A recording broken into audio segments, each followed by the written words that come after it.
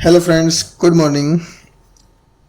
आज हम करेंगे क्लास 8 एनसीईआरटी मैथ की एक्सरसाइज 2.4 के क्वेश्चन नंबर 9 और क्वेश्चन नंबर 10 को। अपनी लास्ट वीडियो में हमने क्वेश्चन नंबर 8 को कंप्लीट कर लिया था और जिस किसी ने वो वीडियो नहीं देखी तो उसका लिंक हमने डिस्क्रिप्शन बॉक्स में डाला हुआ है, आप उसे वहाँ से देख सकते हैं।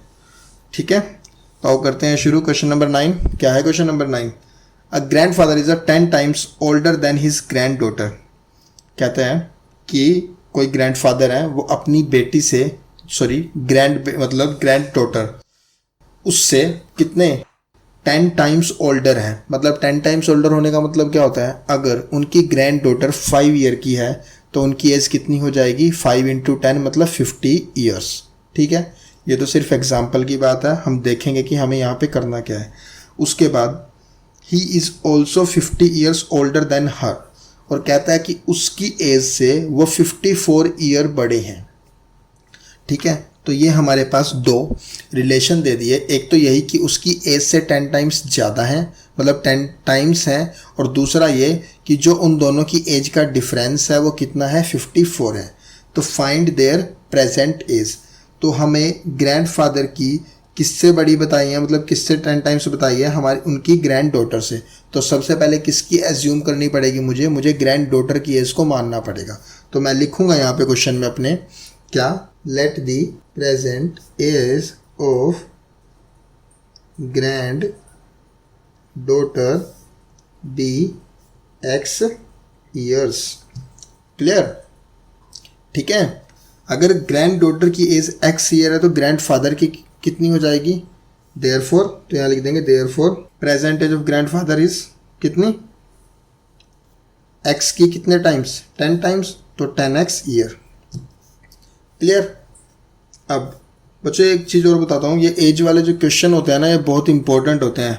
तो ये जो क्वेश्चन 9 और क्वेश्चन 10th है, ये दोनों हमारे एज रिलेटेड क्वेश्चन है, तो आप इन्हें ध्यान से देखना, ये बहुत बारी पेपर में पूछे जाते हैं। ठीक है, तो कर आगे क्या है? तो ये हमने मान ली थी present age of grand father is 10X। तो आगे मैं लिखूंगा अकॉर्डिंग टू क्वेश्चन। तो क्वेश्चन के अकॉर्डिंग, तो क्वेश्चन के अकॉर्डिंग क्या है? वो बोल रहे थे कि he is also 50 years older than her. तो मतलब कौन? यानी ग्रैंड फादर। तो किससे बड़े हैं? उनकी डॉटर से। ग्रैंड डॉटर से कितने साल? 54 ईयर। तो ग्रैंड फादर की एज कितनी आई? तो 10X आई, और इक्वल टू किससे? डॉटर से कितने साल बड़े, यानी इसकी एज में कितना ऐड हो जाएगा? 54। तो ग्रैंड डॉटर की एज प्लस 54, तो वो किसकी बनेगी? ग्रैंड फादर की। ठीक है, तो मैं इसको इक्वेशन बन गया, इसको सॉल्व करता हूँ। तो x इधर आ जाएगा, एक तरफ ले आएंगे इक्वालिटी के, इक्वल टू 54 इधर का इधर रहेगा। तो 10X में से x गया 9X इक्वल टू 54। x की वैल्यू निकालनी थी, मल्टीप्लाई में है इसके साथ, इधर आके डिवाइड, तो एक कैंसिल, ये 6। तो x जो मेरे पास आ गया बच्चों 6 ईयर्स आ गया। ठीक है, तो find their present age. Their बोला है तो देयर का मतलब वो क्या बोल रहा है? तो वो हमें मतलब ये पूछना चाह रहा है कि दोनों की एज बताओ। तो हमारे पास ये ग्रैंड डॉटर की एज आ गई, क्योंकि X थी वो 6 ईयर आ गई। तो हमें किसकी बतानी पड़ेगी? ग्रैंड फादर की भी बतानी पड़ेगी। तो मैं लिख दूंगा नीचे हेंस दे एंड, यार ये लिख दो बच्चों आप, जैसे हम पहले करती हैं, हेंस ग्रैंड, इधर डॉटर लिख दो पहले, तो granddaughter age is 6 year and, ठीक है ना, and grandfather age is 6, कितनी थी? 10X थी, इज 10 × 6 यानी 60 ईयर्स। क्लियर? तो ये हमारे पास इन दोनों की प्रेजेंट एज आ गई। ठीक है, तो ऐसे हमारा क्वेश्चन नंबर 9 होगा। ठीक, तो अब करते हैं अपने नेक्स्ट क्वेश्चन को, जो कि हमारे इस एक्सरसाइज का लास्ट क्वेश्चन है, क्वेश्चन नंबर 10, और इसके बाद हमारी एक्सरसाइज 2.4 भी कंप्लीट हो जाएगी। ठीक है, तो अब करते हैं शुरू। क्या है क्वेश्चन नंबर 10 में? Aman's age is 3 times his sons age. मतलब कोई अमन है, उसका कोई बेटा है, तो जो उसकी एज है वो उसके बेटे की एज से 3 टाइम्स है। 3 टाइम्स का मतलब उससे 3 गुना है। तो 10 ईयर्स एगो, और कहता है कि 10 साल पहले, मतलब 10 साल दोनों की एज में से माइनस करना है। तो 10 साल पहले या 10 years ago he was 5 times his sons age. वो अपने बेटे की एज का कितना था? 5 टाइम्स था। तो फाइंड देयर प्रेजेंट एज। तो प्रेजेंट एज दोनों की बतानी है, बिल्कुल इसी जैसा क्वेश्चन है। तो हम क्या करेंगे, let the present age of Aman's son. तो सबसे पहले सन की एज को मान लेंगे। तो हम क्या लिखेंगे यहाँ पे, let the present age of Aman's son कितनी मान लेता हूं मैं यहाँ पे, x ईयर्स, ठीक है। तो ये हमने अमन की एज को मान लिया। अगर अमन्स सन की एज को कितना मान लिया, x ईयर। तो अमन की एज कितनी है, 3 टाइम्स है। तो यहां पे लिखूंगा मैं देन प्रेजेंट एज ऑफ अमन्स।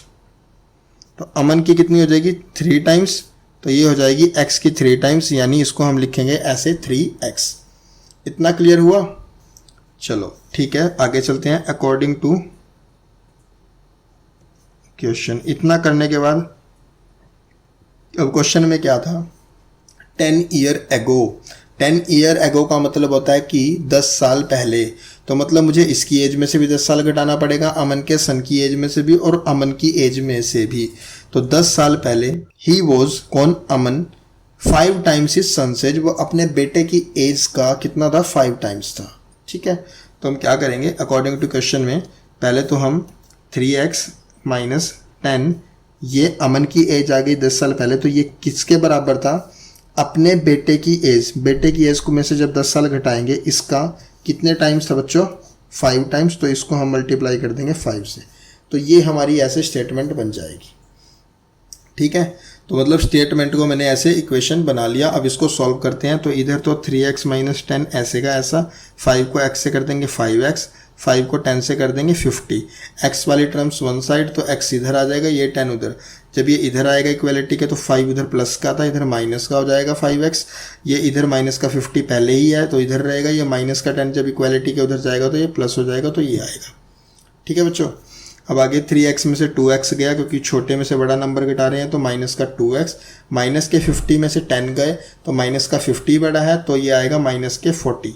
तो ये माइनस से माइनस और कट गया, और x की जो वैल्यू आ गई 40/2, तो ये हमने काट दी, तो ये आ गई 20 ईयर्स।